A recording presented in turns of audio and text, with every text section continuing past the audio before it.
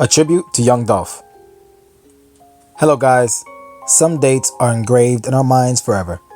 So was the 17th of November 2021, when a fatal attack sent a shockwave across the world by taking the life of young Dolph. Our today's video is a tribute to my idol, young Dolph.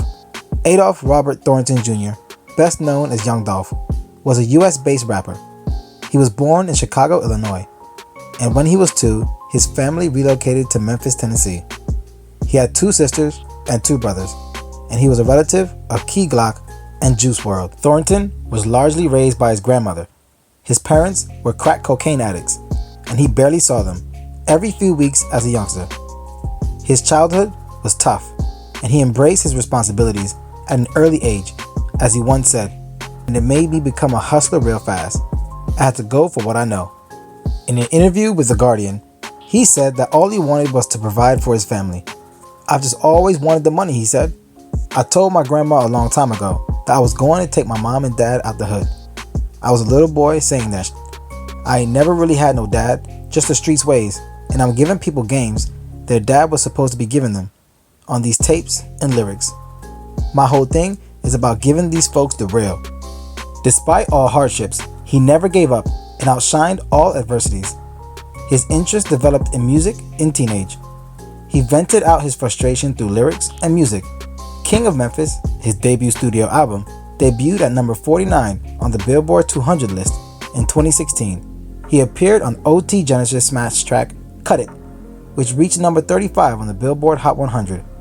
Rich Slave, Young Dolph's 7th album, was released in 2020, and he quickly became his highest charting output, entering at number 4 on the Billboard 200. He wanted to give hope and channel his energy through music to uplift others. He wanted his music to be entertaining and purposeful at the same time. Dolph once said that, "What I want people to take away from our music, man, is just how to take care of responsibilities, how to live life and enjoy life. You only get one shot at life, one life to live. Make the most out of it.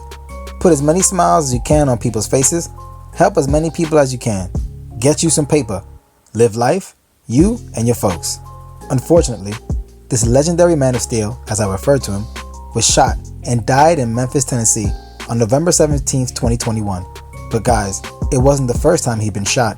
He was shot in February 2017 when he was inside his 300,000 SUV in Charlotte, which was fired at more than 100 times.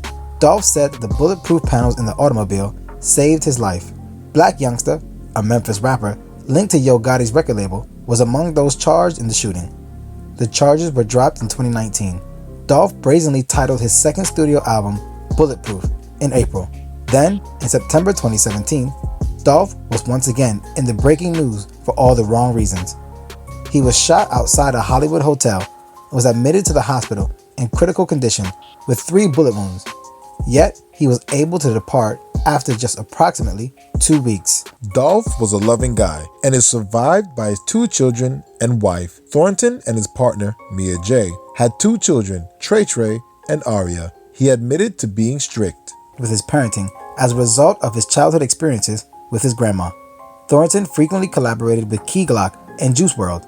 During the COVID-19 epidemic in 2020, Thornton began to spend more time with his family in Memphis, despite rumors of retirement. Despite being a self-made billionaire with rough and tough life experiences, young Dolph never lost touch of humanity and was committed to giving back to his fans and community. Speaking to children in schools in the community for his charity, having donated $25,000 to his alma mater, Hamilton High School, as well as giving motivational lectures to children are just a few of the gestures made by the rap singer to positively influence his city. Thornton, who was known for distributing Thanksgiving dinners, donated 200 turkeys to people at the West Cancer Center only days before his death and was planning to offer more meals a few days later. Dolph's efforts to convey love and empower people are well chronicled as he remained engaged in his family's nonprofit organization, the Ida Mae Family Foundation. His generosity extended to the most ardent fans of his music as well. In 2018, he gave $200,000 to 2 baristas who had been sacked for listening to his music at work. To promote his studio album, Rich Slave, he gave a Lamborghini Aventador to a fan in 2020. Dolph once said, "When I'm finished doing music or whatever, I want people to remember me as just being great." After his demise, it seems that his words are proven true. He is remembered as the greatest artist. Dolph was a role model for many musicians. His peers mourned on social media following his death. They remembered him as a true soul who was kind and loving, and one who will not be easily replaced by any other musician with a hustling mentality. His fans showered love and were heartbroken. Moreover, the city of Memphis has approved renaming a roadway in honor of young Dolph.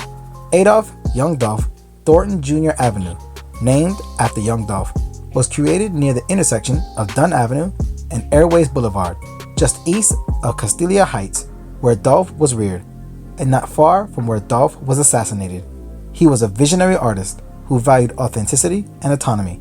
Since 2016, he has amassed tremendous critical and financial success on his own terms. These memories and anecdotes are not only part of his legacy, but also a tribute to his reputation as a leader and a source of hope for his people. I will wind up my video with this. Your book of life ended, but through love, memories, and music, you are immortal.